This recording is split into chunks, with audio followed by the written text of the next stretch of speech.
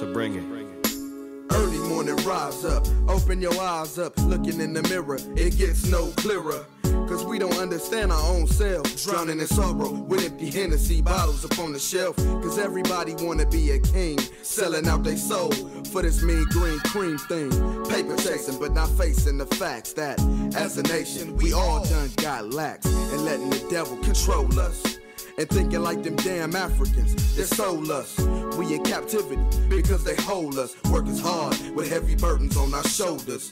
Man, I thought we was some soldiers, but every second that I look, we getting creamed like Folgers. You see the Lord.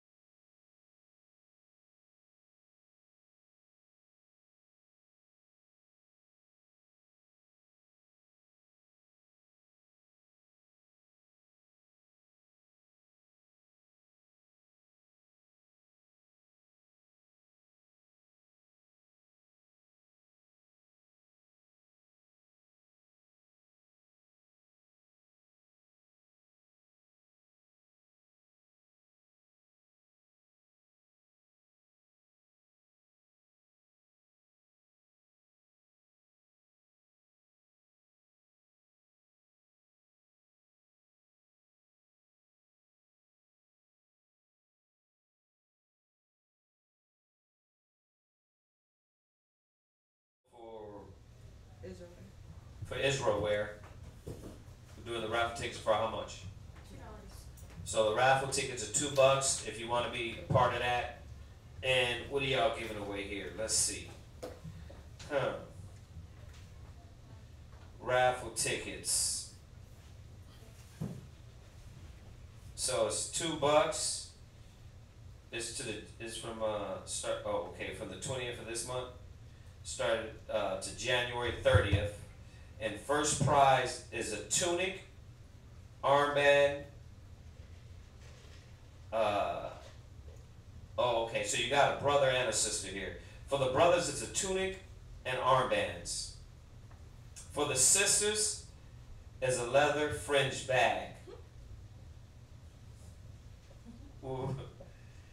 That's the first prize. For the second prize is armbands and headband.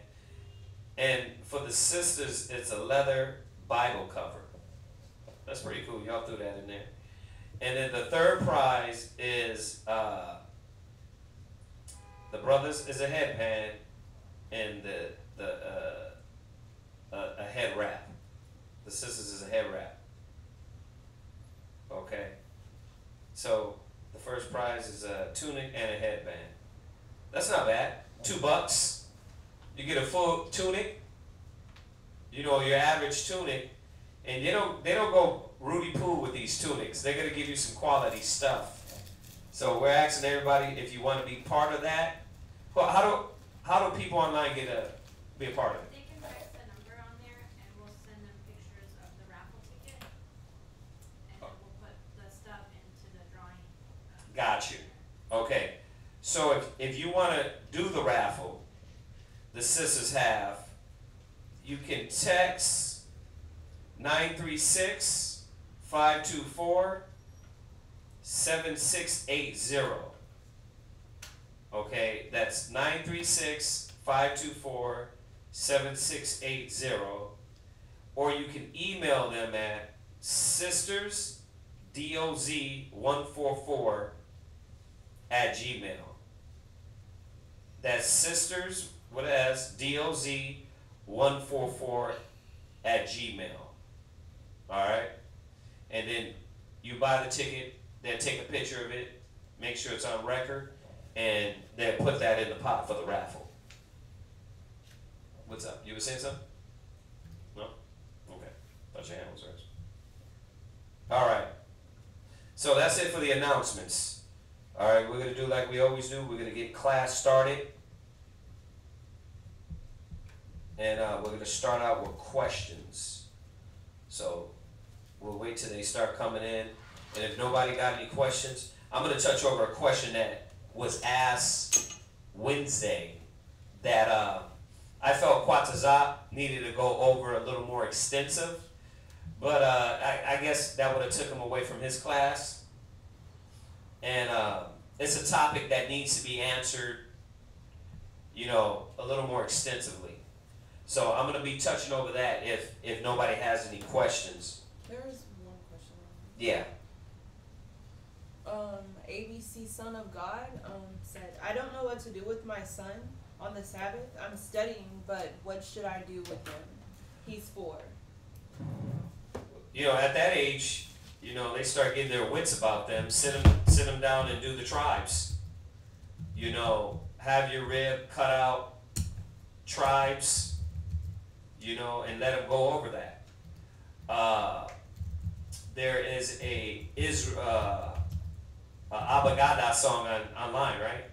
Where they say the Hebrew alphabet, and on YouTube, what is that under? We have to find that, but yeah, there's an Abagada song, Abagada Hawaza for the alphabets, and then you know.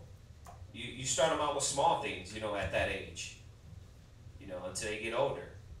But yeah, starting them out like that, you know, with kids that age, you got to make it fun.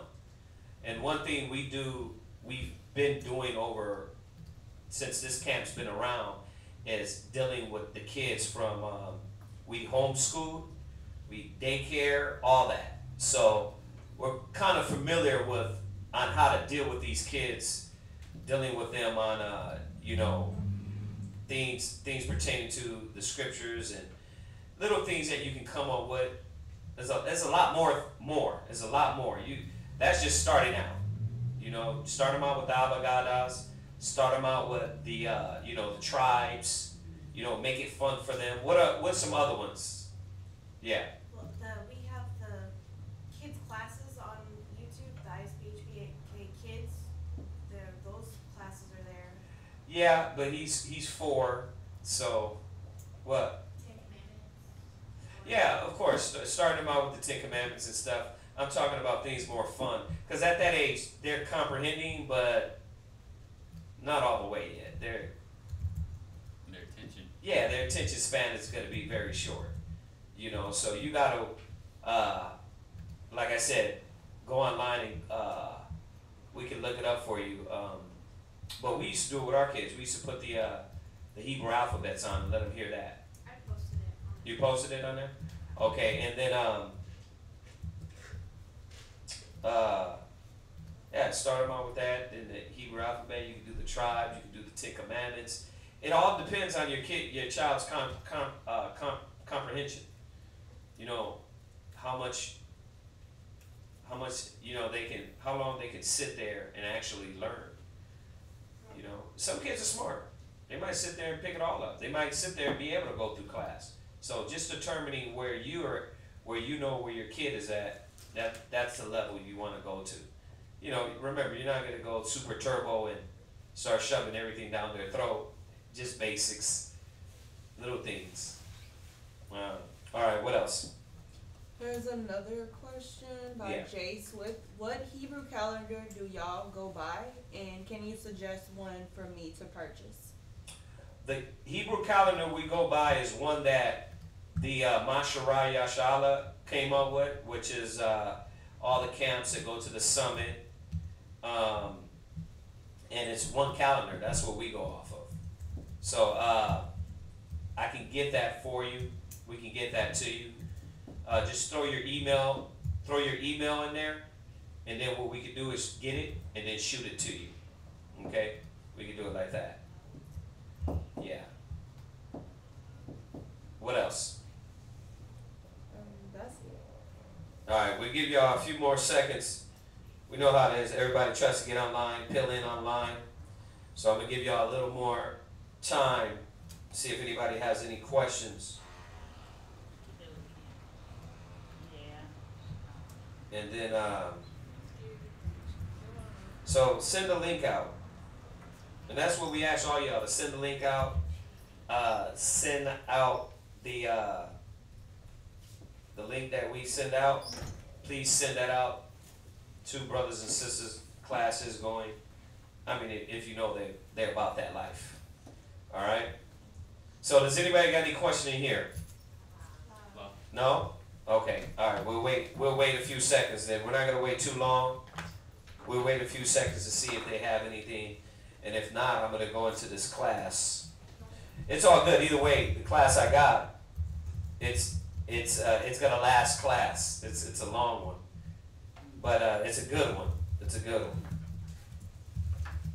Excuse me. Yeah.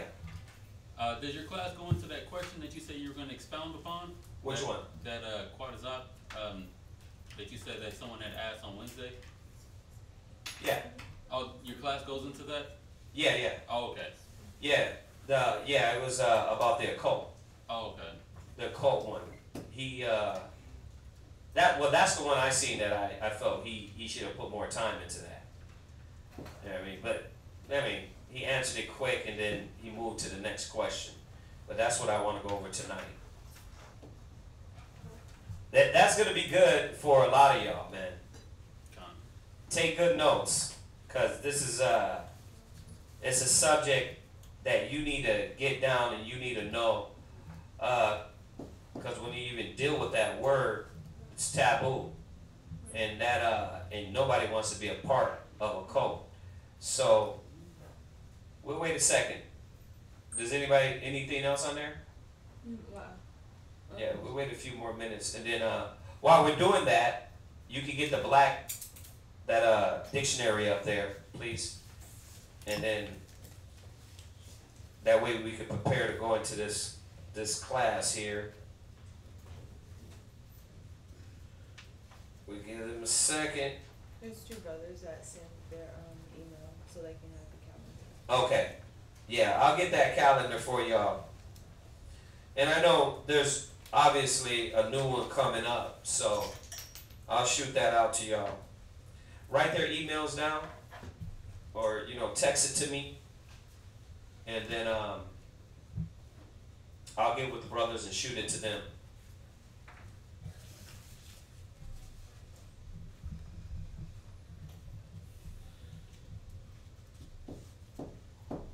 Nobody has anything on there online? No? Alright, well, since they don't got anything, we're going to go into this. Yeah. Can we go to Passover when we're on our second? Yeah. Yeah. If that was the case, it'd be like half of Israel that ain't going to make it. You know what I mean? Maybe like half of the sisters wouldn't make it. It's one time a year. So, yeah. Alright. Alright, let's go into this. So, the question that Quatzazop got yesterday, and I don't know if the brother or sister who asked that yesterday, who was in class yesterday? Who was doing the computer? Mathanaya? Oh, okay. Somebody had asked, I think it said, how do you know if you're in a cult? Right? I think that was the question. Who was in class? That was it? That was here. I don't remember. That was it. It was about how do you know you're in a cult? And I was watching it online and I was like, man, that's one right there that needs to be gone into extensively. So that's what we're gonna do. Alright, one more chance. Nobody's online has any questions? Okay. Alright, so I want you to look up the definition of cult. Let's look up the definition of a cult. I want to see if you got the same definition here. Our little black dictionary is usually a good one. It's extensive. Now, why is it important to go into this topic? Because, like I just said, that word is taboo, and nobody wants to be a part of that. Nobody wants to be down with a cult. Nobody wants to be part of that environment. But let's define the idea, the thought process behind it. So, what do you got for cult? Cult. And you can pull it up on there for him, Dabashai. You know how to do that, right? Okay, go ahead. Cult. Homage, worship, a system of religious beliefs. Right. So, now, listen to this. I want y'all to really listen. Because when you get your family member that says, oh, you're the cult, you could say, well, according to what you talking about. Because the definition of cult is what? Read it again. Homage, worship, a system of religious belief and worship. Right. So if that's the case, they're calling everybody that has a religious belief a cult. According to them. Right? Okay. That's why you got to define this word. Go ahead. The rite and ceremonies of employed in worship. Okay, so the rite of ceremonies that's carried about in worship. What else you got? That's it. That's it? Mm-hmm. All right, that's not all that good. All right, when you go to Google, it says a system of religious venerations and devotions directed to practice or object. It says, here you go, a relatively small group of people having religious beliefs or practices. It says, regarded by others as strange or sinister. Sinister. Which is a more better, it's a better idea of what, when they think of cults, they're not thinking of people gathering. Mm-hmm. They're not thinking of a church environment. They're thinking something more sinister is going on here, right? There's something going on that it shouldn't be going on, right? Because when you think of the word of cult, you're thinking of, no, I don't want nothing to do with that. That's a cult. Mm-hmm. Well, what is a cult? Well, according to the definition, it's people gathering under religious beliefs. But we're not talking about that. Let's be real. When they say you're in a cult, they're saying what? There's something more sinister going on behind the doors. Right? Gone. Okay. So it says a network of Satan worship cults, obviously, right? Okay. It says sect, denomination, group, movement, church. Y'all see that? So according to them, that's if you're in a church, you're in a cult. Right? Gone. This is what they're saying. Persuasion, it says body, faction, a religious cult. It says here's the key points. We're going to hone in on two. Key main points. This is the second one. A misplaced or excessive admiration for a particular person or theme. So now we're getting a little better on what a cult is. A cult is a relatively small group of people having religious beliefs or practices regarded by others as strange or sinister. Now, when you think about that, let's think about it. Everything Israelites do is strange. Gone. Right? Con? Everything we do is strange. But now, when you transition into this word sinister, you're getting more into negative, evil, right? Corrupt. So, that's why most people that say these, they don't know what the hell they're talking about. But we're still going to go to the scriptures and find out, well, how do we know what is sinister? Right? So it says here, right, so a misplaced or excessive admiration for a particular person or theme, a cult of personality. It says surrounding leaders. It says obsession with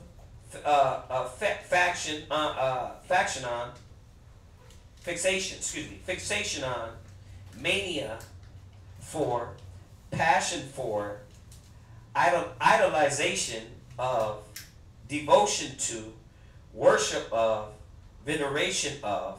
Okay, so which are some good ones, right? Then I'm gonna go over here to the Merriam. It says a religious it says a religion regarded as unorthodox or spurious. Also, it's a body of adherents, the voodoo cult, a satanic cult. So we can get it straight out. We don't believe in Satan.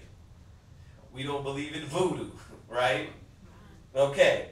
It says great devotion to a person, idea, object, movement, or work, such as a film or a book. That's why when you deal with the Apple, they got what? The coat of Mac.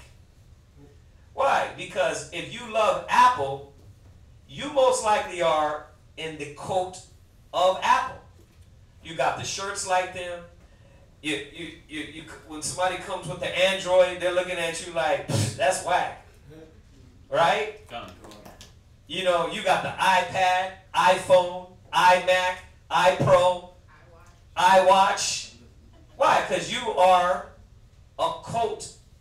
You're in a cult. You're of the cult of Mac. You understand? It's same thing for everything. Same thing for everything. You can be a Windows. You can be an Android. Star Wars. You got the Star Wars showing up. Grown-ass men in Chewbacca's suit. Talking about, right? That's a cult. So, but we're not to worship and be about something is one thing. Well, so the two things I'm taking here from this definition is sinister. We're going to be talking about something a little more sinister. Because when we talk about this word sinister, let's look that up real quick.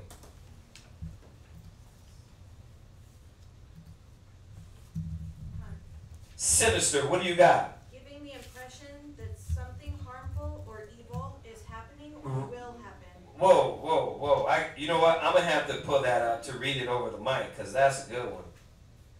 Sinister. I want to get that. Yeah. Let me pull that one out. That's perfect. Giving the impression that something harmful or evil is happening or will happen. So, a cult is a body of people, a relatively small group of people having religious beliefs or practices regarded by others as strange or sinister. Because really when they say you're in a cult, they say that's strange or foreign, but then something has to be mingled in there, right? Something sinister is going on. Something evil is going on. What did it say for sinister? Let me go back. You want this one? What you got for sinister? Sinister. Uh-huh. Unlucky, bad. On the left hand side. Right. On the left hand side. That's when you say that's on the left hand side of who? The Most High. Like the Most High works on the right, Satan works on the left. So you're thinking, man, there's something sinister going on over there. Right? Go ahead.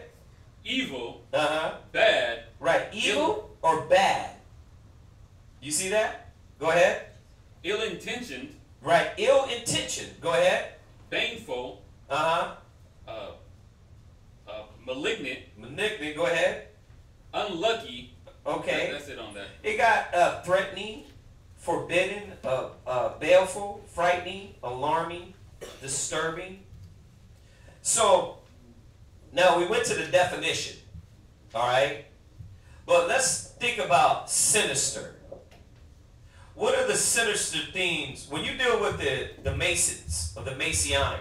Not your garden variety Masons, right? And they might be too. I don't know firsthand. But we know that when you deal with Masons, they deal with rituals, right? And their rituals can go from anywhere to being playful to demonic, to sacrificial, to sexual, to orgies, to human sacrifices, right? Okay. So, do we believe in that? La. I can't hear you. La. Do we believe in that to get across to the other side, you got to go have an orgy and stick a bat up your butt? La. No. Do we believe in baby sacrifice? La. Do we believe in animal sacrifice? La. Do we believe in orgies in one pile in one room? La. Do we believe in the priest having sex with your wife before she gets married to you? La. Now I'm saying that because when you think of sinister, that's how you define it. You understand that? Done. So when you deal with a cult, because the brother's question or the sister's question was, well, how do I know if I'm in a cult? Well, there you go. Are they talking about shalom? You know what? I got to hit that before you. Are they saying, you know what, man, we got to get around, to reach to the next level of rank, brother? Forget a test. You got to get ran through. Now, you have to go there. I know y'all thinking like, hell no, right? Because we don't do that. But when you think of sinister, that's sinister. Now, we can take it down a notch, but I want to get to the extreme first. Okay. Let's get the extreme out there, which is what? Do we believe in human sacrifice, baby sacrifice, orgies, drinking blood? Does Israelites in a whole believe in that? La. La. Not just us. You understand? There's many brothers, schools that don't believe in that. That don't partake in that. So where's this word cult thrown in at? Because the definition, it says, I'm going to read it again and you can put it up there online. The definition of cult is a relatively small group of people having religious beliefs or practices regarded by others as strange or sinister. So now we're getting the wicked things out of the way, the sinister things out of the way. You know what I mean? When's the last call you got to say, hey, brother, you off. Get over here. Give me some of that booty. No. Hell nah. Hell nah. You see that? Gone. So when people throw out that word cult, when's the last call you got? Hey, brother, you know what? Bring your rib over. We got to get in this. That's a cult. That's wicked. You understand that? The Con. Most High is not about that. Y'all get this, right? Con. So, as we're defining it, I went to the extreme now. We got that out of the way. Let's bring it down a notch. Right? Well, how do we define the lower levels and say, well, it might not be orgies, but I feel there's something sinister going on here. And we're going to talk about all these things and go through them. We're throwing them out there now to get them out the way. What's sinister? What else? If you're not dealing with the real demonic realm, well, what are you dealing with? Thievery, right? You're giving some and it's being used for a different purpose. You know, your alms, your offerings, and a brother's running out in the street and messing around with whores, or buying Bentleys and you're in a dang one-bedroom apartment. Buying a plane and you're in a one-bedroom, you know what I mean? You're hurting. You're hungry, but another brother is eating way better than you. You don't think about that, but that's real. So, we got the extreme, but we got the lower level. Well, go ahead. The whoever's head of the camp has to be on your bank account. You have to Yeah, put yeah. him on your bank account. Yeah. I need make sure you put me a co-pilot on that bank account. That's sinister. Now you're getting into, you know, this man. That when people complain like taking over my life, that's what you need to understand. That's taking over your life.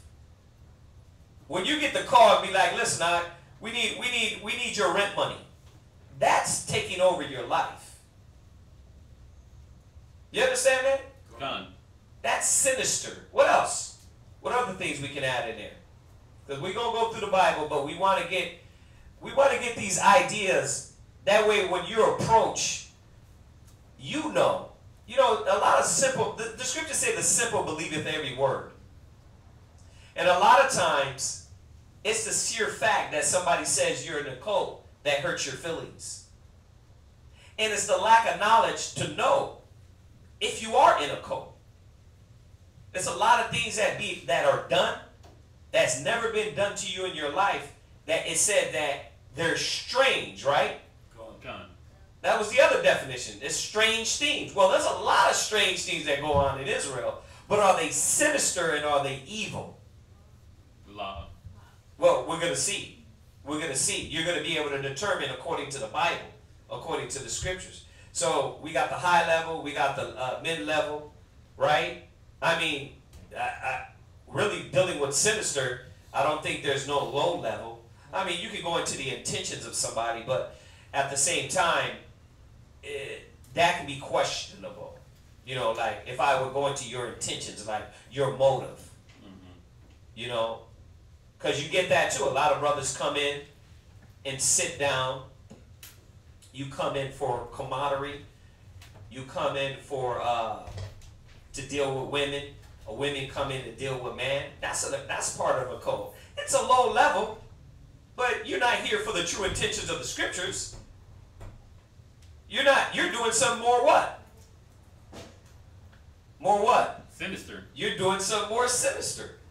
So I know it's a lower level, but if you're coming for that reason, you're in a cult. But that deals with each individual more so. You see that? Con. Because when you get to the higher level, it's all of our intentions, right? Con. When you get to the lower level, it might be just that one individual that pops in. Are you doing things in a sinister way? You see that? So, and it's, yes, it's hard to judge motives because we know that everybody that comes through the door, their intentions ain't sincere. But the only way you can judge them is by what? Letting them show forth their actions. You can't just come in and say, his hair look funny. You know what I mean? Seems like something sinister to me. You don't do that. You give them a chance, you let them come in and show forth. It says prove a friend, right? Con. So we're talking about this question that they had the other day that I wanted to go into a little more extensive about how do you know if you're in a cult? So according to the definition, man, is a group of people doing something more sinister. What are some more sinister things? I'll show you. Go to Galatians 5, verse 19. So now we're going to define those sinister, because the word sinister, I'm going to leave that up here now because that's the definition we're going to talk about. Okay. Sinister.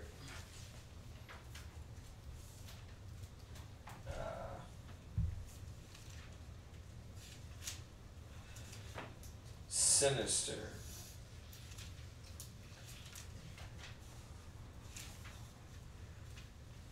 So, sinister, giving the impression that something harmful or evil is happening. So now how do we define? How do I know if I'm getting involved with something evil? Right? Some ill intent is going on there.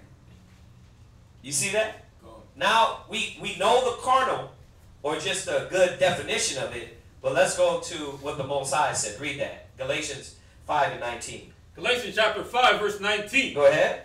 Now the works of the flesh are manifest. Well, the only way we're going to be able to define these sinister works is knowing what are the works of the flesh. What does a fleshly person want to do? And this is not based off of one individual. It can be based off of the body of individuals and one individual. You understand? God. So the body you're dealing with, is their intentions fleshly, carnal? You understand that? This is how you determine if you're in a cult. Well, think about it. If they're of the flesh, they're into what? Sexual deviance. They're into blood sacrifices, right? They're into these things because that stimulates the flesh. They think to get access to the Most High, I got to do it some carnal way, right? Y'all with me? Come. Okay, go ahead. Which are these? Right, so how do we determine if I'm dealing with a camp, a body, a person? Because this is what we do with persons all the time, right? But now we're applying it to a body as a whole. Because we go through this with the persons. But as a body as a whole, is that body you're dealing with fleshly? What else? Go ahead. Adultery. Right, so are they dealing with adultery? You see what I'm saying? Is it okay for, because we've had it in here where a brother went and tried to commit adultery with another man's wife, and where are they at? Gone. Why? Because we don't deal with adultery.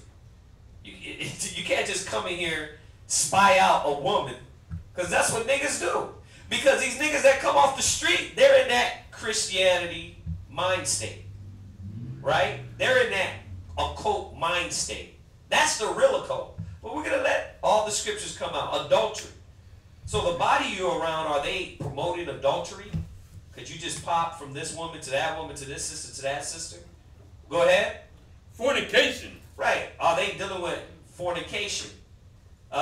Once again, remember, we know adultery is you sleeping around and doing all these things. But fornication is about physical deviance. Are we teaching that you can have anal sex? Allah. Hell no, we're not teaching that. Because that's against the scriptures. You see that? And all things are lawful don't mean where there's no law, there's no sin. That there is a law for that. It's called the Most High doesn't want you to be a sodomite. There is a law for that. Because that's what's being said. Oh yeah, you know what? You can have anal sex. Why? Because where there's no law, there's no sin. There's a law. It tells you, make not a sodomites of the children of Israel. Right? It tells you that. You look up the word sodomite, it's anal and oral sex. So that's unlawful. So how do I know what I'm dealing with? Are they teaching me to be about this life or to be against it? Are they pulling me away from the flesh or are they pulling me into the flesh? You see, you understand that? Are we teaching? Yeah, brother, go in and get another rib, and another one, and another one. Hell no, we're trying to get brothers to work with one wife. And that's where the brothers don't understand. Just because it says in the law you can do these things, and that literally says, right? It don't mean that you're supposed to go do it. But are we pushing you to the flesh or to the spirit? And that's what this is how you determine what I'm around. See, the definition of what people call it a cult, we're going to get into that too. Because what they call you being in a cult is in the Bible too. Because they're not saying this. When they think, oh, you're in a cult, they're thinking the head wrap. You're in a cult. You wearing a dress all the time. You're in a cult. That's what they're thinking. But I wanted to give you the definition according to what we read at the physical definition. Something sinister and wicked. So you can understand, wait a minute, the people who I'm around, they're not about that. They're not about adultery and fornication. They're pulling me out of that. Well, when I was over there trying to bounce around and hide and dip out on brothers and sisters, think about it. Why do they have to dip out? Because they know that's not to be named amongst us. So they got to go do it behind our back until the Spirit bring it out. And that's how it should be in all the bodies in schools. And that's not saying it don't happen, though. Let's not get it twisted. Because you get corrupt niggas that do what? Try to go behind your back and do things. You understand that? God. Is that not true? God. We get people that come in that try to go behind the back and be sinister behind your back. And that's everybody. Everybody of church that is gathered together. You always got one or a few knuckleheads that want to go against. But this is pertaining to that question. How do you determine? Are they teaching you fornication, adultery, what else? Uncleanness. Are they teaching you how to be unclean and filthy? And uncleanliness is a general. It's kind of general. What do you mean uncleanliness? Well, what are you getting into? What are you dabbing into?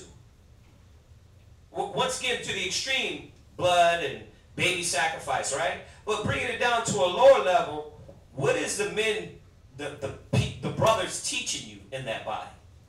Are they teaching you how to be unclean? Or turn your life around and start cleaning up your ways? Are they teaching you how to be a drunk? Are they teaching you how to be a drug head? You see that? Or are they teaching you to take care of your family, your house, your wife, your kids, and to stand for righteousness? So that uncleanliness is a thing too. Go ahead, read on. Lasciviousness. Right, which is a deep desire for lust. See? Are they heaping, like they pull all the time? Are they trying to heap lustful things to themselves? Whether it be women, cars, houses, whatever carnal. Is that what's being taught? This is how you know, according to the Bible, if you're in a cult. If you want to use this word sinister, well, you can easily define it. Go to the flesh. The flesh defines if you are doing some wicked or evil, which is the definition of sinister, right? Go ahead. Idolatry. Right? Idolatry. Are they lifting up idols? And I'm going to throw this one there. Lifting up men. That's how you know you're transitioning into a cult. That's why, when brothers try to make fun and give me glory, I'm like, no. I'm not going to be the one. We can't be named of that. You understand? When they try, I had a young brother hit me up and be like, High Priest Kazaki. I was like, oh, brother, I'm just call me Priest Kazaki, bro. I'm not no high priest. I got a long way to go. But are we lifting up men? That's the question. Is this about one man's agenda? Or is it about pulling you from these things? We're going to determine that too. We're going to go into the scriptures on all these points. Go ahead. Witchcraft. Right. Witchcraft. Which is part of a cult, right? Done. That's if they're doing stuff like that, then you know there's something wrong. They pull in a sister from the back. Well, brother, she prophesied. Wait a minute, brother. Really? If that prophesying don't go according to this, it said, if any man speak, let him speak of the oracles of the Most High. You see that? So, I know we don't got none of that in here. I mean, we've had a few people try to come through and claim they have that, right? Well, I have dreams. I have visions. Like, all right, well, keep your visions to yourself. Because you know why? They don't sound like they're in accordance with this knowledge. We don't want to hear none of that. And it's all fine. You can have dreams, but that sounds kind of weird. But this is where if you're not watching, that is occultage. You know, it gets you in that occult mind state. All the things of the flesh. Go ahead. Hatred. Right? Hatred. See? That's another thing. And this is a fleshly thing that, you know, yeah, when you say occult, I mean, there's a lot of Israelites that got hate for each other right now. But we know that is of the flesh. That the Most High don't want that about in us. All right? Go ahead. Variance. Right, variance. So you got confusion. That's of the flesh. A person that wants to be at variance against what is going on. Now, think about that word. Variance is fleshly. Variance is to be at odds with something. But I thought occult was doing it like a robot, being dressed, talking, walking, and acting like them.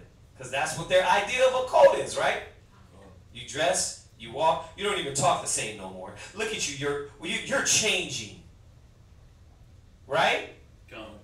But remember, you did that for what? 24-hour fitness. You know what I mean? You was chubby and then you wanted to get slim. You started every day, what? Putting on your spandex, dressing like them. Right? It was like, let me get that protein shake. Well, let me get 2 shots of this, 2 shots of that. You start what? Talking like them. And then you start going to church. They church. And you there every what? Every day after work. What? I got to go praise my church. That's a cultish. That is that cult mind state. You see?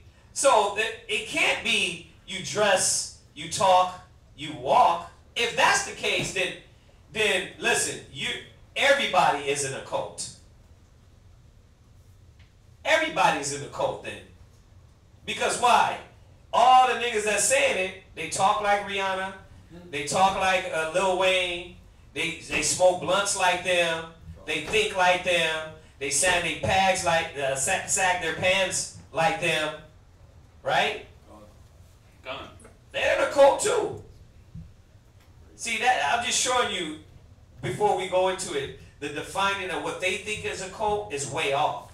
A cult is that person, these individuals doing something sinister and wicked and corrupt and evil. That's what a cult is. So when I look around and ask myself, well, is this a cult? I'm looking around at what's evil. Do we promote it or do we squash it? Are we about that or are we battling with it? You see I'm minding my words because you know why? Does it come through the doors? Yes, it does. Does wicked and lust and envying and murdering and jealousy and hatred come through those doors? Gone. Hell yeah. It's still in a lot of brothers and sisters.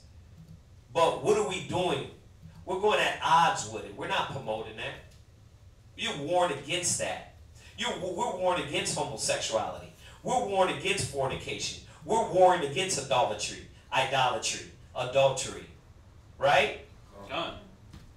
Once again, it's easy if you know the scriptures to know if you're dealing with a cult because they're about the fleshly things. Now that you got all the crazy things out of the way, like you don't see none of that. Well, this is the smaller, if you want to, just for what we're talking about. This is the smaller way for you to define and say, well, damn, Are they about fornication, adultery? Are they about robbing, stealing, murdering? Go ahead. Emulations. Right, emulation. Go ahead. Wrath. Right, wrath. Go ahead. Strife. Right, strife. These are all basics. Go ahead. Seditions. Right, read. Heresies. Read. Envying. Right. Murders. See, envy is of the flesh. Murders. Go ahead. Drunkenness. Right. Revelings. Right, and that's the thing. Are we about that, or are we pulling you into that? Go ahead. And such like. Uh-huh. Of the which I tell you before. Go ahead. As I have also told you in past time. Go ahead. That they which do such things shall not inherit the kingdom of God. Yeah, because that is a cult. That's a cultish mind state. It's wicked. It's evil. They're not going to inherit the kingdom. Go ahead. What verse you at? Okay, go from there. Go to 1 Samuel 2, verse 12. So we kind of got an idea of the thieves of the flesh. You start to lock into this occult mind state. It's easily defined. Right? Because the definition gave us the sinister didn't give us a deep down definition. So we have to understand that the works of the flesh, the carnal, right? Those things put us in that occult mind state. Not order, not discipline, not direction. If that's the case, then when your child tells you, when you tell your kid, listen, it's time for you to go to bed, see, I can't wait to leave this occult. Like, nigga, get your ass in bed.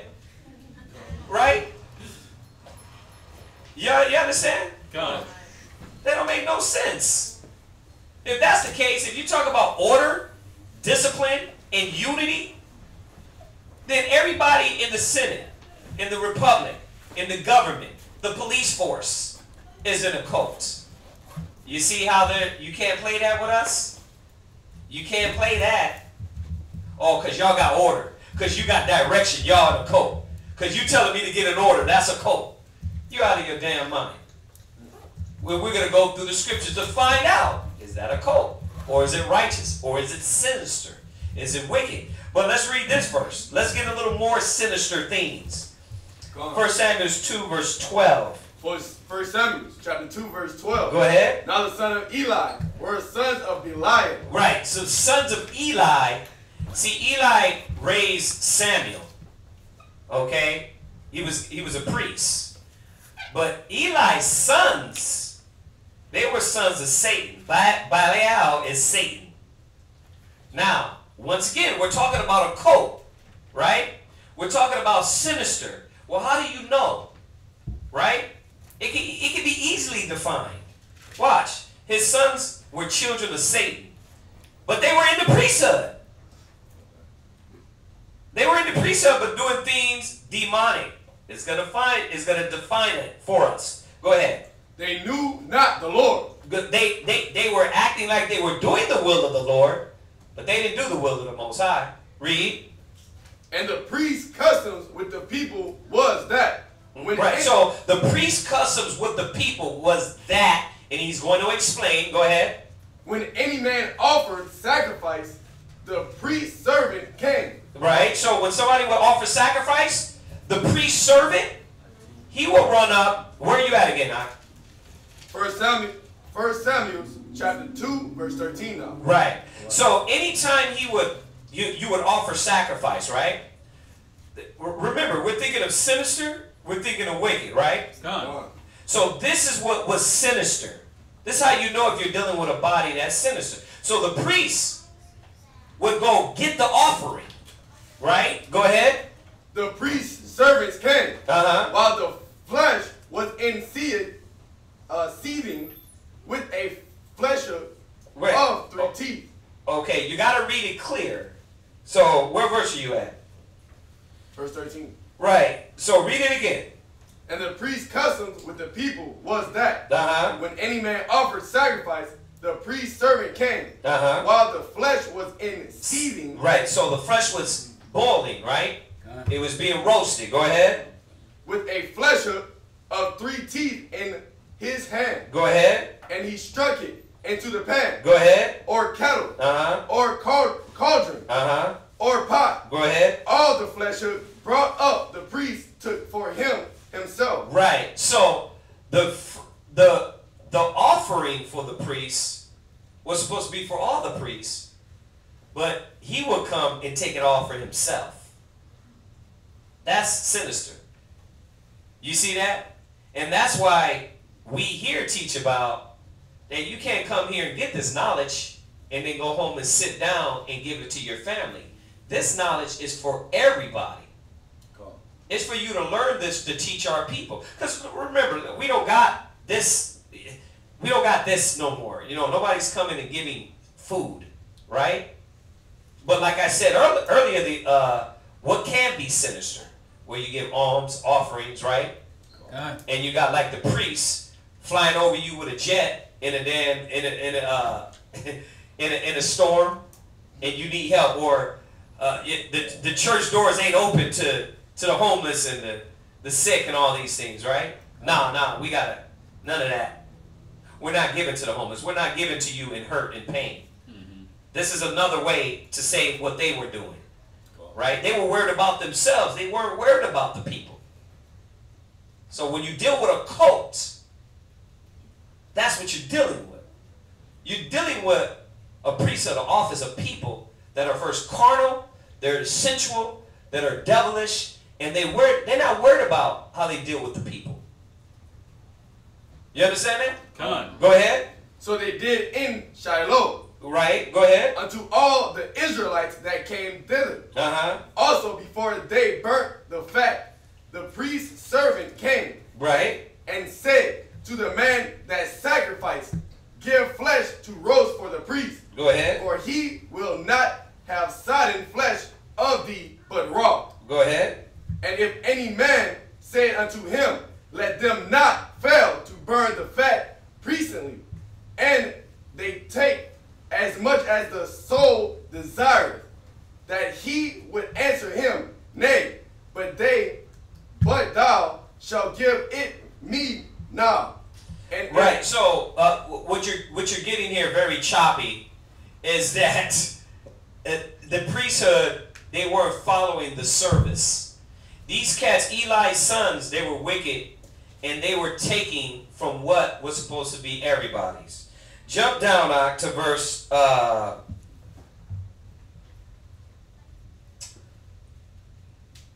verse 22. Verse 22. Go ahead. Now Eli was very old and heard all that his sons did unto all Israel. Right. So they were doing this to all Israel. Y'all gotta listen. Go ahead. And how they lay with the women that assembled at the door of the tabernacle of the congregation. We talked about this, right? And that's why we go through this trooper program. Because if you come into school and all your intentions is to get a woman, and then you're raised up as a bishop, pastor, deacon, as a priest, offers 100,000, and your intentions are still the same like when you come in to when you start teaching, what are you going to do with the women in the congregation? You're going to think, well, it's nothing wrong, it's lawful. But you don't understand that they were laying with them. They weren't worried about teaching these women. They weren't worried about taking them on to be their wife. You understand that? Done. Why do you think we're so hard on that? Every class is telling brothers, stop coming in and trying to deal with women the wrong way, because that's what they were doing. That's the sinister part. So, like the scriptures are showing us, that wasn't supposed to be named amongst us. So how do you know if you're dealing with a cult? Are they promoting that? Are they cool with that? You understand that? Come. But this is what they were doing. Go ahead. And he said unto them, why do ye such things? For I hear of your evil dealings by all this people. Right. Nay, my sons, for it is no good report that I hear. Ye make the Lord's people to transgress. Right, because why? They were in the priesthood. And that's why we do our part to try to remind Israel Stop running out there and trying to be Mr. General to the third shield when your stuff is jacked the hell up. You understand? You don't even know how to hold a woman down, but you swear you can combat somebody with the scriptures. This is what they were doing, and it was off. So, without going too deep, I wanted to jump straight to the point. We're defining what is a cult and how do you know if you're a cult. Well, the definition said that these people, group of people, were doing sinister things, giving the impression that something is harmful or evil will happen to you. Okay, it says threatening, menacing. It says frightening, alarming, disturbing. Well, we know what those disturbing things are. They're the things of the flesh. They're all the things we just read, the carnal mind. Are you being pushed into that, or are you being pushed away from that? This is how you define if you're in a cult. Go from there, go to Philippians 1 verse 15. Oh, I'm sorry. Before you go to 2 Peter's 2. We got to go here. Go to 2 Peter's 2 verse 1. Okay. 2 Peter chapter 2 and verse 1. Yeah, read that. But there were false prophets also among the people. So stop. So now we're transitioning from Eli's kids, right, to the same individuals that Eli's kids were dealing with, were around, were like false apostles, false prophets. Go ahead. Even as there shall be false teachers among you. Okay, so how do we define it? How do I know? Because that's really the question. How do I know, am I getting taught right or wrong?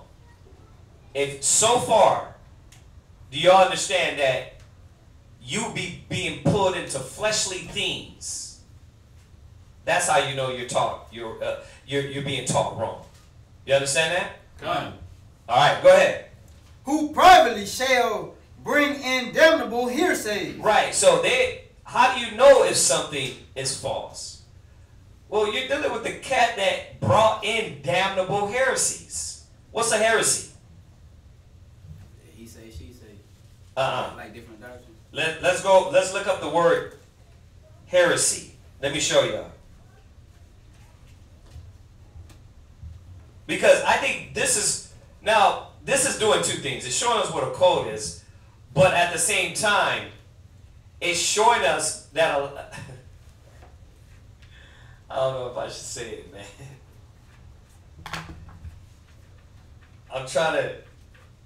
It's showing us that a lot of these things that came up within the last 5 years, you can define who's bringing in the damnable heresies. That's the nice way to say it. You can define it. You can have anal sex with your wife. That's a damnable heresy, man. If you don't get the truth from that one man, you're not in the truth. That's a damnable heresy. You're the comforter. That's a damnable heresy. You understand? Come. That's damnable heresies, man. You can't ejaculate in your wife. That's a damnable heresy. What do you got for heresies? Belief or opinion contrary to religious doctrine. Yeah, belief or opinion contrary to what you've been taught. So, that's why I said, when y'all come to me with this new, like, newly things that pop up, I look at you like, that's brand new. They just started that. That's damnable heresies to me, because why? The scriptures say, know who you've been taught from and know who you've been taught of and stick to that. So, where are you getting that from? So, it's going to still go into this occult definition, because the characteristics of these individuals are going to promote the wrong thing. All right? Damnable heresies. Go ahead. Even denying the Most High. Right. So, we know you're in a cult when they plain out do what? deny the Creator. You deny the Creator. Now, listen. If you deny the Son, you what? Deny the Father. That's it. A lot of people want to know. I mean, I ain't even got to say nothing. The scriptures are saying it. You deny the Son, you deny the Father. You want to know what's of the Most High and what's not? What's a code and what's not? You can't deny the Son. I'm sorry. Go ahead. That bought them, and bring upon themselves swift destruction. Right. They're going to bring upon themselves swift destruction. Go ahead. And many shall follow their pernicious ways. Right. Their pernicious ways. Many was going to follow that. That sound familiar? All of a sudden, you got all these different camps and all these different things teaching different. And that's what people are saying. They're like, well, how do I know who to follow? You have to go back to what each camp leader was originally taught and ask them. Did you originally teach this? That's easy. You got to ask them, hey, as far as 5 or 6 years back, did you teach that same thing? Oh, no, the reason why. All right. There shouldn't be no reason. And then if you weren't, then you would sit down and say, okay, fine. You know, I see what you're saying. That, you know, you needed to look deep in the scriptures and the Most High gave you the spirit to and to analyze, right? So who did you sit down with? Did you sit down with men of age, learning and understanding? Or did you go about with heresies to establish your own righteousness? Like, because how did you get anal sex was fine? I want to understand that. And did your elder teach you that? I'll bet you $1 million he'll say no. No, my elder didn't teach that. But you understand what I'm saying? Oh yeah, you can rape little girls. Hold on, let's draw this back a little bit. Did your elder teach you that? Nope. But wait. Then why is it that you're teaching that?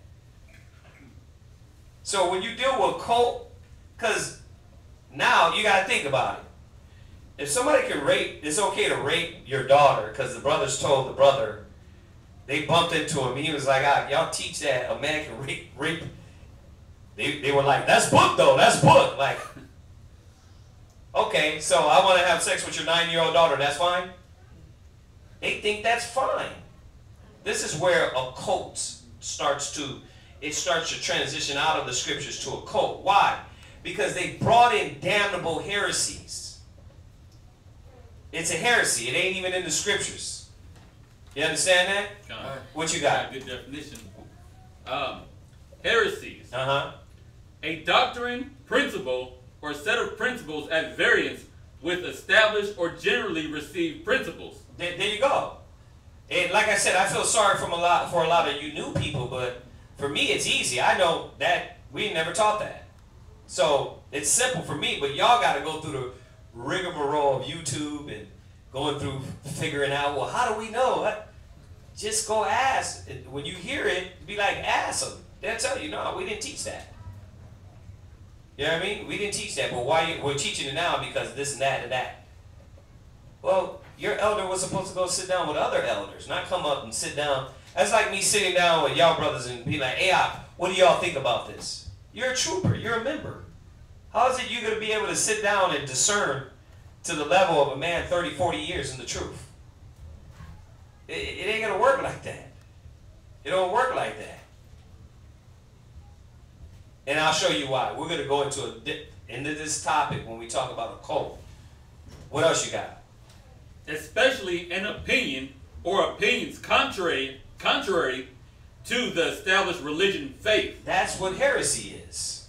It's contrary. So, and we all know, I mean, I hope y'all know that's crazy, insane in the brain that you can't rape a woman, you can't have sex with 9-year-olds, you can't have anal sex, you can't call me or nobody on earth the comforter. You can't say, hey, you know what? I can't, as a man, say, hey, you know what? If you're not down with ISBHPK, then you're not in the truth. That's just freaking insanity. But that's heresies, damnable. This is how you know when you're transitioning to a cult. Go ahead. 2 Peter chapter 2 and verse 2 says precept. Uh-huh. By reason of whom the way of truth shall be evil spoken of. Now, people are looking at the truth as a joke because you got people thinking what? It's okay to have sex with kids, right? It's okay to have anal sex. Now, the truth that was once established bold in righteousness and information and understanding, now people are speak evil of it because the heresies came in. That's a cult. All these heresies made Israel look like a cult. You understand that? It wasn't that you wore fringes on your pants because that's the law. It wasn't that you were in order or discipline or you wore a hair cover. Now, we're going to get to that point, but I'm repeating that to show you. If they're determining cult off of that, they're totally insane.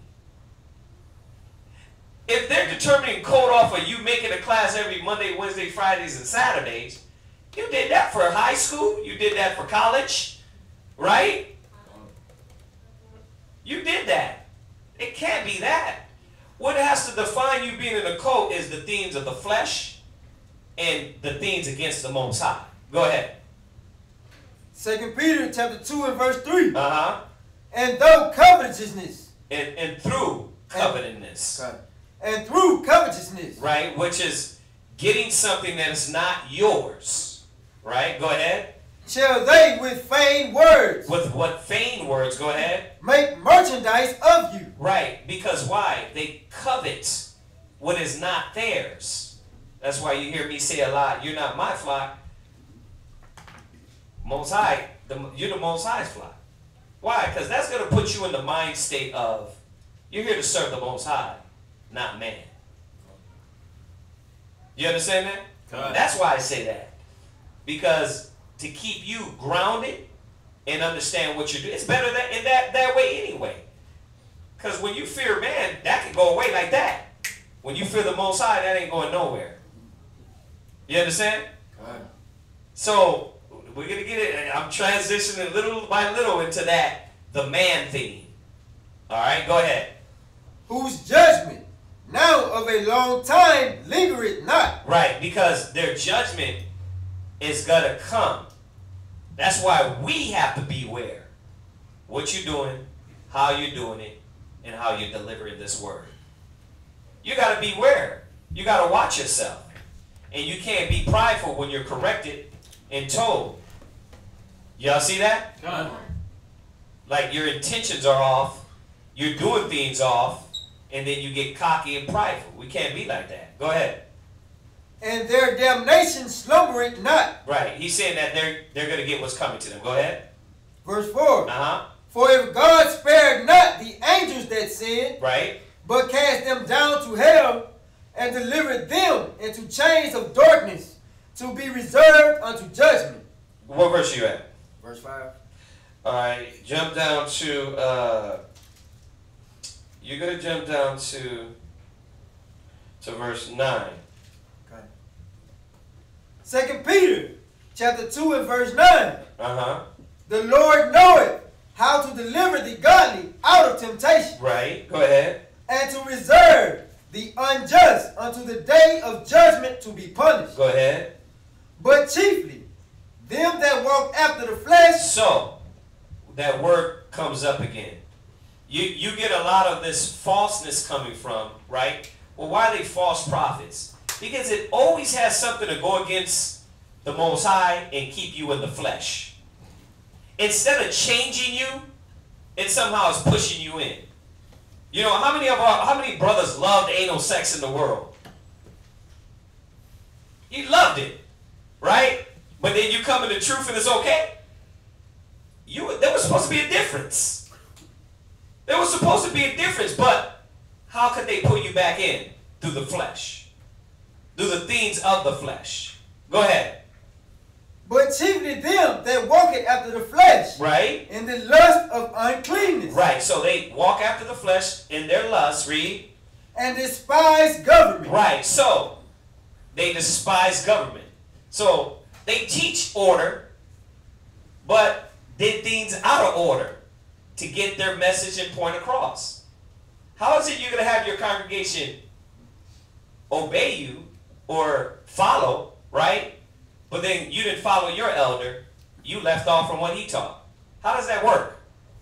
I don't get it. You want them to follow, but you change everything that you learned? That's confusion, man. So this is showing you they despise government, but they want to govern. Fleshly. Read. Presumptuous are they. Self-willed. Read. They are not afraid to speak evil of dignity. Yeah, they're not afraid to speak evil of this or that or of people that's trying to do right. They'll go online, they'll come in, they'll try to fight and mock and do all these things.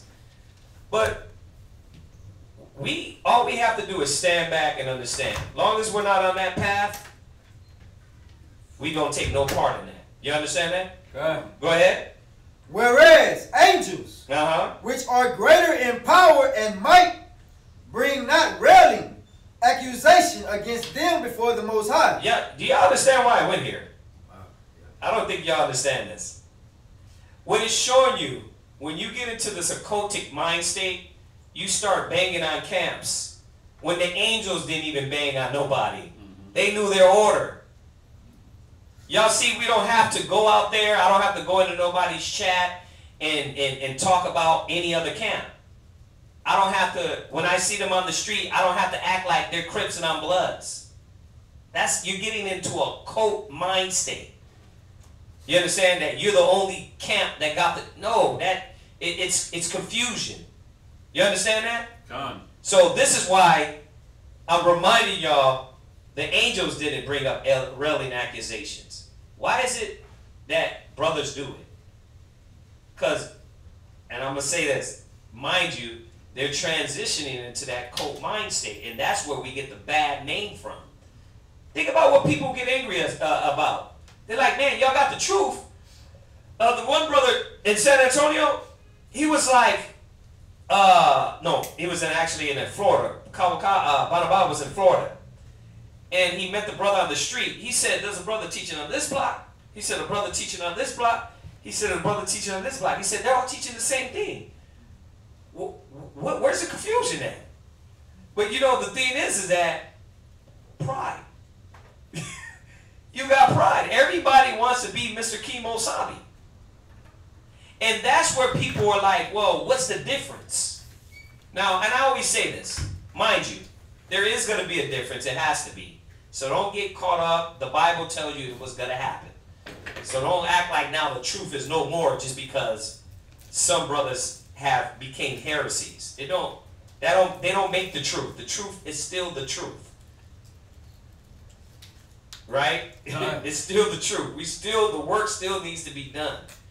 But it's just showing you that we can't be a part of that. We got to make sure we're not pulling into the flesh. What are we about? What do we stand for? You understand? That's what's going to put the separation between clean and the unclean. Go ahead. 2 Peter chapter 2 and verse 12. Go ahead. But these, as natural brute beasts. Right, they're what? Brute beasts. They're what? Brute beasts. Yeah. Where's the transition from the niggard to the Israelite? That's where this occultish mind state comes in. There's no transition from the Hebrew Israelite, from the nigger to the Israelite. It's like all you did was put on fringes, and now you talk the same, you walk the same, like you this New York thug goon. I'm like, what happened to the change? In conversation, walk, talk, and mentality. So I'm showing you where the thought or people say, well, you're in a cult. But we don't teach that. So you gotta be able to say, nah, that's not us. We don't teach a man can rape a woman. We don't teach Kazaki or Tahawam or Kwatazap is the only way, the truth, the life. And no man can come through them. If they don't come through them, they don't get to the Most High. That's BS. That's Christ. Christ is the truth. All we are is messengers. You see that? So you got to go through the checklist and be able to say, okay, is this what we're doing? We doing the things of the flesh or the spirit? And you write it down to know. Y'all see that? Go ahead. Made to be taken and destroyed. Right, because if we do that, or they continue in that, we're going to be destroyed. They're going to be destroyed. So that's why we can't have no parts of that. Go ahead. Speak evil of the things that they understand not. Go ahead. And shall utterly perish in their own corruption. Go ahead. Right, so we know the outcome. Go ahead. And shall receive the reward of unrighteousness. Right, what verse are you at? Verse 13. Go ahead. As they that counted pleasure to riot in the daytime. Right, they counted pleasure to act stupid, to be beastly, to be wild, to be disrespectful. It's like, it's no longer a duty, a job to heal. It's like a game now. How many scriptures I'm going to get, and I'm going to just throw them out there. So what I'm saying is this, and I'm not saying we're not part of it. We are part of Israel, but we're not part of the problem. You understand that? Because we're Israelites, and yes, brothers got to get their act together, but where does this, they're in a cult mentality come from? Why could people say that now? Why could people say that and really, sometimes it be true? Because you're getting factions of people that are breaking off and creating heresies and that are saying they're Israelites. That's why the Most High is taking them out now. Y'all seen the guy online? He got shot in the face. Yeah, an Israelite, street speaking. He got in this guy's face, arguing with her, fighting with the guy. His woman, the other guy's woman, took a gun out and shot him in the face. The albino brother? The albino brother, yep. Why? Because Paul I know, Peter I know, but you, like, the Most High is not playing. This is not about we bullies or we're going out there bullying everybody. This is serious. And the Most High is going to start wiping niggas off the face of the earth. It's for real, man. But, see, the thing is, we're supposed to put a separation. You see that? Every school is supposed to put a separation. And there's many schools that got their head on their shoulder, but there's some schools that they're out like brute beasts and thugs and running around trying to hit up Israelites with fringes on. Like, what is it? It's like, it's madness. So that's where this cultish mind state can take over us. Go ahead. 2 Peter chapter 2 and verse 13. Third precept. Spots they are and blemishes. Go ahead. Sporting themselves with their own deceiving. Yeah, read. While they feast with you. Read. Now, what that's saying is that it sometimes is amongst us. Like I said earlier, we're not above it because it comes in. But we're not part of it. We weed that out. You understand that? Come on. So when are you in a cult? When you start becoming that. Doing like that, dealing like this, being part of that. That's when you're in that mind state. Go ahead. Having eyes full of adultery. Right. See, yeah, because their motives. What is your motive? That's why I said if you can't get it now, that you can't come in and just meet a woman and bang her in that last 2 weeks. It's like you're not understanding that you will get in this position. Sisters be throwing it all day. Shalom, priests, but you got to be like, shalom, shalom. They'll call you, they'll text you, they hit you up online, and what you going to do? You're going to be like Eli's sons, banging the sisters in the congregation. You see that? That's why all of our classes, go back and look at all of our classes. Why we got to deal with that? Because we got young, dumb, simple niggas that want to continue in that, in the truth, and think what? They're right. No, you're not right. You're wrong. Go ahead. And that cannot cease from sin. Yeah, you're just going to keep continuing negative. One rib to the next one, the next woman, the next woman, next. You got to slow the hell down and understand what you're doing. You got to know what you're doing. Yeah, we know they throwing it at you. They come up to you, man, him handsome. Come on, but listen here, watch class. That's why I tell brothers, man, don't meet her, don't take her to the movies, give her some time. Why? Because they'll spit that game to you. They'll be hitting you like, damn, I've been looking for a man that teach the Bible. And if you don't get that now, then when you're in the priesthood, even more, it comes. You understand? And you got to learn how to shut it down. You got to learn how to shut it down. Go ahead. Beguiling, unstable souls. Yeah, because that talk, that thugism, that bravado is what pulls unstable men and women. Oh, I want to be with the thug camp. Oh, I'm sorry. I didn't mean the actual thug. I forgot there is a name, a camp called thug. I didn't mean that camp. What I meant was that word thug. Now, I want to be with them. Those niggas are rugged. They brutish. They ain't got no damn control. They knocking white people out.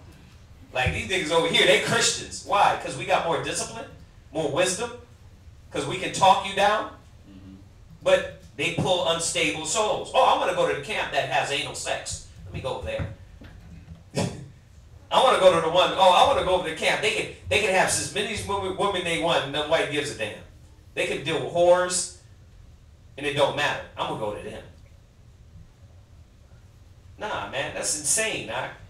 That's insane. Go ahead. 2 Peter chapter 2 and verse 14. Last precept. In heart, they have exercised with covetous practices. See, their mind, when you deal with this occult mind state, what are you doing and why are you doing it?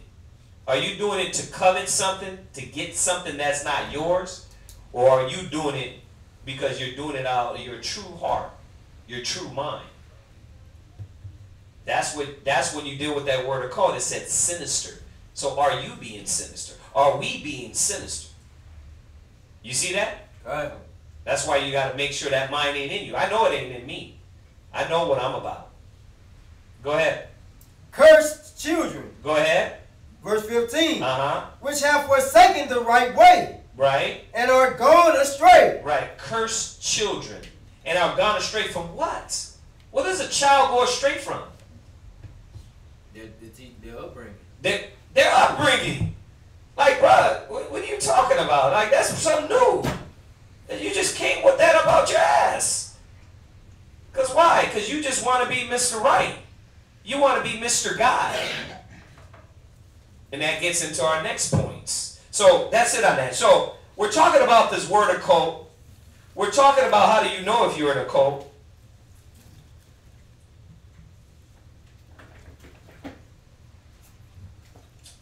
So go from there. I like this question yesterday, man, and I wanted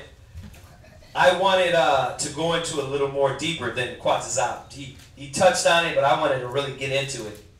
So it says a misplaced or excessive admiration for a particular person or thing. So now we're talking about a man. Right? Go to Matthew 24, verse 5. So this is a cult mind state. Why do people say you're in a cult? Because you're making a Tao of yourself. You're saying you're the Holy Spirit. You're the comforter.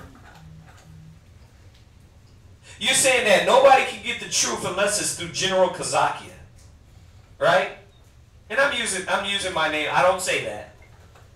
But that's that off mind state. Like, that don't make any damn sense. You see that? Nobody can get the truth unless you come right here to me. What are you talking about? The brother Quatzazab is a teacher. The Hom is a teacher. Oh, the school. You got to come to the school. Okay. That's wrong. But let me show you something. Read that. Matthew chapter 24, verse 5. No, we know what the definition of a cult I just read, right? It said a misplaced or excessive admiration for a particular person or thing. Go ahead. For many shall come in my name, saying, I am Christ. Now, everybody thinks that just means that somebody's going to pop up and say, hey, I'm the Christ. Follow me. Most of the time, they come with skill. They don't just come with, hey, I'm the Christ. Follow me. Now, we've had some psychos that plain out said it. But let's talk about the ones that ain't saying, I'm Christ. They're saying, I'm the Spirit. I'm the truth. I'm the way. This is where you can get into a cult mind state. That's why you got to give all praise to the Most High. These men that are saying that, the elder was supposed to say, listen, y'all ever hear y'all say that madness again? You know what I mean? You think I'm going to take glory from the Most High? We don't teach that. We don't supposed to be about that. And if you're doing that, that's why people say that's a cult. Because now you got too much admiration for men. This isn't our glory. This is about the Most High. This is not our truth. This is the Most High truth. Thy word is truth. All we did was break it up for you because the churches didn't and give you precept upon precept. We're just ministers. So when you get into this occult mind state, are they promoting that? Are they pushing that? That's how you know if they're in a cult. Or getting into that occult mind state. Adopting occult attributes. Go ahead. Come and shall deceive many. Right? So they were going to deceive many. Right? Coming in, professing themselves to be gods. Right? Lifting themselves up. Right? They were nothing. Go to Jude 1 verse 16. So we got to watch this. You got to watch it, man. You got to stay humble. You got to stay grounded and understand we're just messengers. We're just men. And we're talking about this occult mind state. It gets men to start worshiping men. Read that. Jude verse 16. Uh-huh. These are murmurers, complainers, Read. walking after their own lusts. They do what? Walking after their own lusts. Now, we talked about that. We talked about that, so I didn't want to repeat what we already talked about because I had a lot more scriptures on that too. But y'all get that the things of the flesh will pull you into these carnal things in the world, which are the true occultish mind state, like the orgies, the drug parties, the peeing on everybody in the party, whatever sick damn madness is done in these occult things, right? God. Those are the things of the flesh. That's what he's bringing out here. Go ahead. And their mouths speaketh great swelling words. Go ahead. Having men's persons in admiration. Right. So having men's persons in admiration. So when do you get into this occult mind state? When you're men pleasing. Why do you think I be hitting y'all with it? And I'll point at you and say, you're in a cult. You know why I do that? Because a lot of men will have respect for men, but then go behind the man's back, the brothers and sisters' back, and do something off. Do something wicked. They won't do it in front of us because why? You're a men pleaser. Because if you did it in front of us, you would get checked.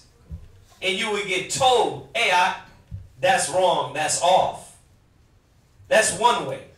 Two, the second way is trying to lift up a man as though he's Christ. And none of us are Christ. None of us are supposed to be lifted up. Right. Even the angel said, listen, get off your knees. I'm your brother. He said, get up. He said, get up. To John the Revelator, I think it was. He said, get up. I am your brother like you. So, we have to keep understanding to come down to your level, bust that pride down. And this is why people will have misconceptions of saying that you're a cult. Not us. We don't want no part of that. Go ahead. Because of advantage. Right? Because of what? Advantage. So, why do they have men in admiration? Because just to get advantage of something. Just to get something. Something like what? You understand? An extra Scooby snack, I guess. Because the Most High blesses us with everything. See? But I wanted to talk about two ways with that. Not just the lifting the man up, but you doing things around men, but going behind their back and doing something else. That's men pleasing.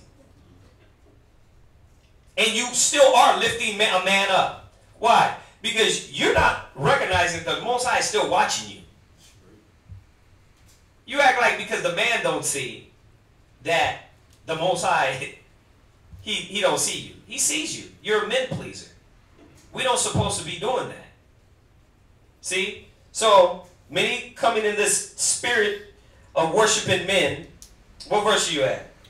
I just finished verse 16, at verse 17 now.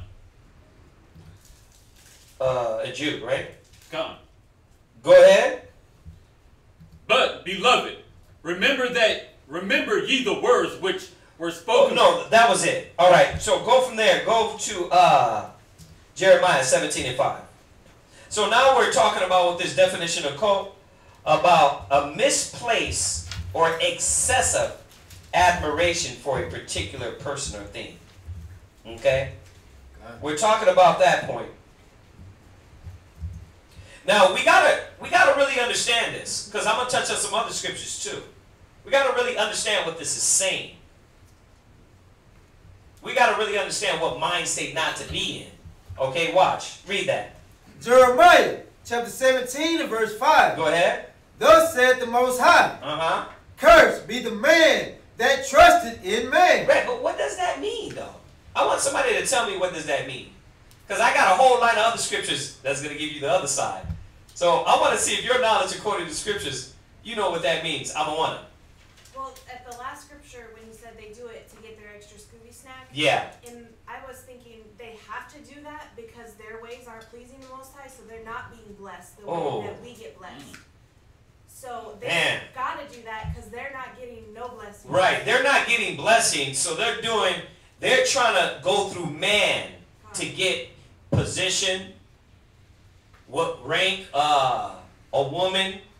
They're trying to men please. They're the ones that, Shalom, I can help imagine we're all powerful in front of you, but then go back home and tell they read one another thing.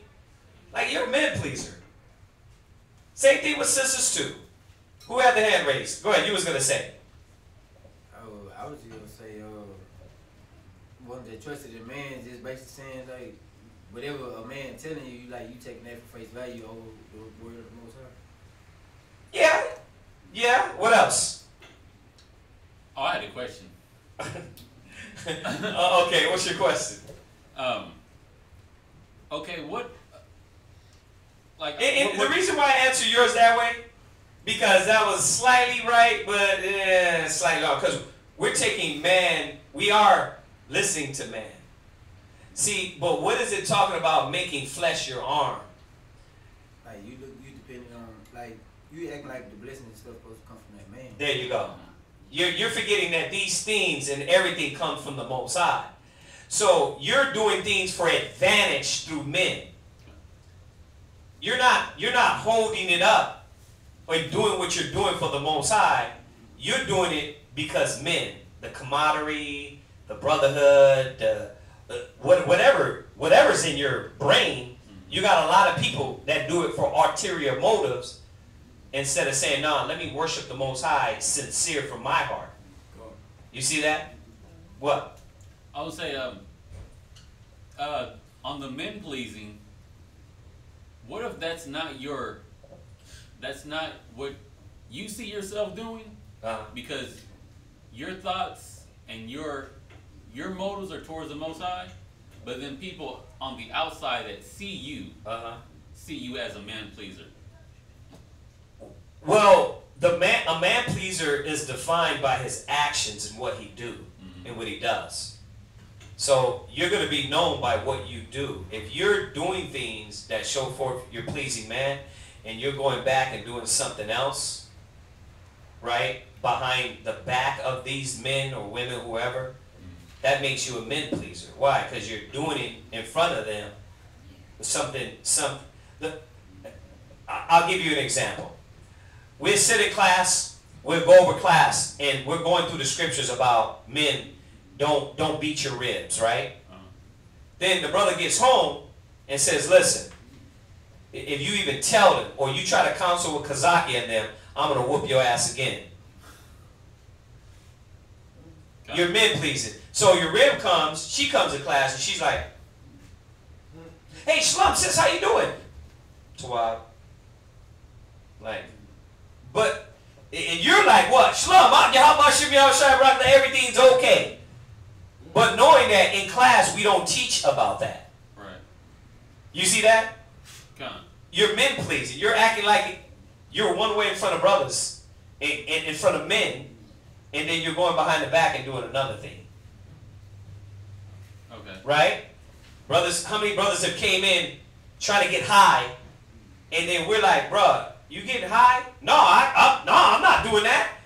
You smell like weed, your nostrils smell like weed, and then you're what? I'm good. I'm not doing none of that. What are you doing? With your back behind brother's back, doing what? Smoking weed. Right? You're a men pleaser. Why? Because if you were being real, if you were about the Mosai, you would say, Khan, I did do that. But you're looking at men. You want men in admiration. You're puffed up. That's that occult mind state. Is that I'm constantly looking at the individual instead of saying, wait a minute, the Most High is watching me. Come. Let me do what the Bible says and confess my faults. You see? So it's going to be seen. Your works and your actions are going to be seen. Go ahead. I was thinking more like if you're helping a brother, and then someone's like, well, you always doing something for so and so. It's like, well, we're gonna talk about that too. Let me get this out. Okay. The occult mind state out first. The occult mind state is what? I'm a man pleaser. I'm trying to lift up men instead of lifting up the Most High. Right. And how am I doing that? Because I'm being one way with men, and I'm saying I'm a Hebrew Israelite, but going back behind and doing things opposite of the scriptures. Right? Gun. That's how I'm doing it. What you're talking about is not men pleasing. See, unless your intention, and who's going to know those deep intentions? You and the Most High. There's no, if a brother, hey, let me get that bag for you. Cool. You know what I mean? I'm like, wait a minute, you men pleasing? No, maybe he's doing what the scriptures say.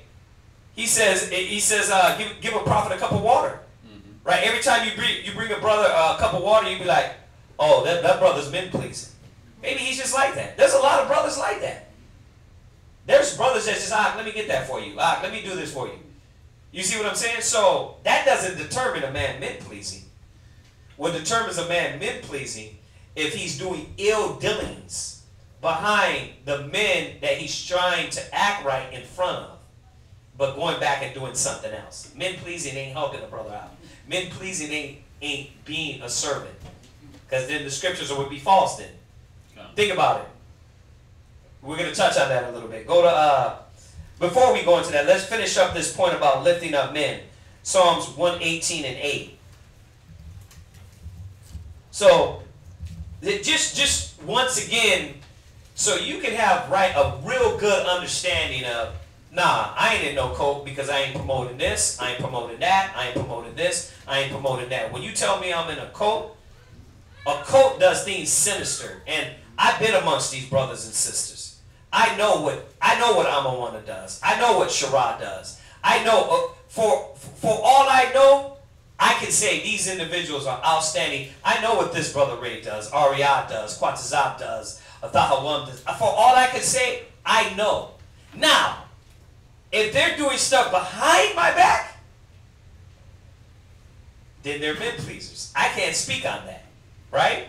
Nobody can. I ain't following Jeremiah home looking through his window like, we called him. You said you was going to be doing this, but you cut somebody. Like, we don't do that. You see that? You wouldn't know that. This is something rhetorical that the individual is supposed to learn. You know, it's really a lot of this men-pleasing thing, it's really seen of the Most High. Unless it's brought out in the open and saying, hey, bro, you've been lying. Your rib said you was doing this and this and that and that and that.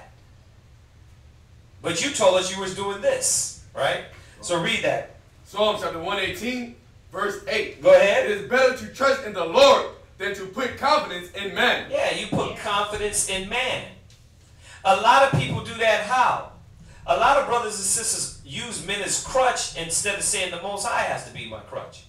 Now, does it understand what I'm saying? Because we believe in, woe to him that's left alone. When he fall, your brother will be there to pick him up, right? But some of us use that as a way to fight all of our battles.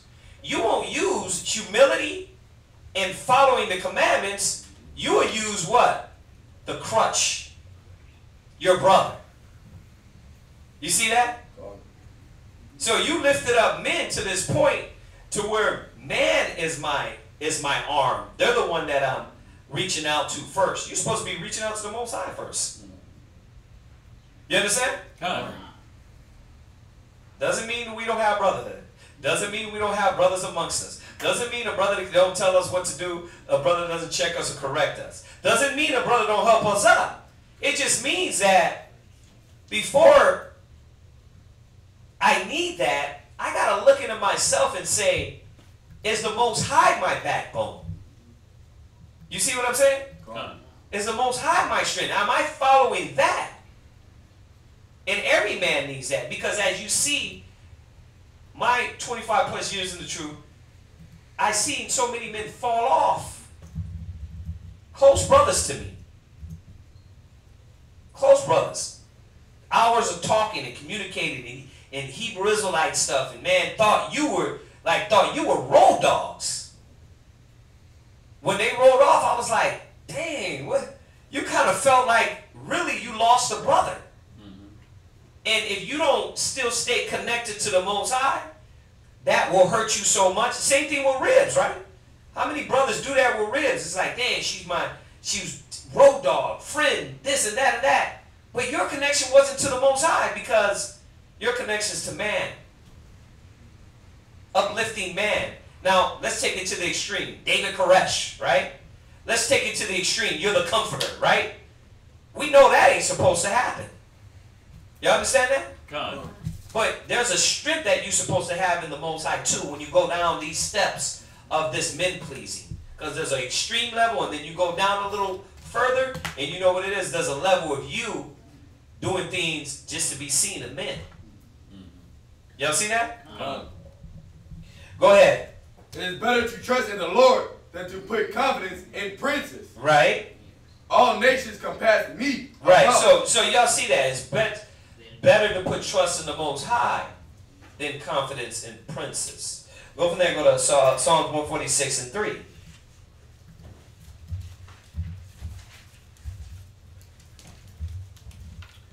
Psalm chapter 146 and verse 3. Right. Put not your trust in princes. Right. Nor in the son of man. Go ahead. But in whom there is no help. Right. But in Salah. Yeah, wait, I was like, wait a minute. Salah. I'm sorry, over. Yeah. Excuse me. Yeah, try that one more time. Put not your trust in princes, nor in the Son of Man, in whom there is no help. Right. And don't put your trust in the Son of Man where there is no help. See, man can only help you so far. But it goes into the spirit to where the Most High is dealing with you. You know, we're learning that more and more. No matter how much we reach out to brothers and we're hey brother, Jesus loves you. You know, Christ is with you. You hit it with the soft, you hit it with the hard. It don't matter. They gotta be a connection with the Most High. You know why? Because if not, they're going to fall. Individuals are going to fall if your connection is not linked to the Most High. Go ahead. Verse 4. His breath goeth forth, he returneth to his earth, and that very day his thought perish. 5. Happy is he who hath the God of Jacob for his help, right? Whose hope is in the Lord, his God. Right, whose hope is in the Lord. So, that occultish mind state is when you start putting man first. you start putting them first and not realizing the Most High brought you into the truth. I'm going to show y'all something. See, because this ain't, I'm not going to let y'all do the, see, I'm not here for man. BS. Okay, you're not here for man. You know what that means? What's supposed to be said after that? Then do the will of the Most High. See, you can't, Israelites try to use that only in the context of, see, I'm not here for brothers. I'm doing my own thing. Wait a minute, rewind. You said you're here for the Most High, then what is the will of the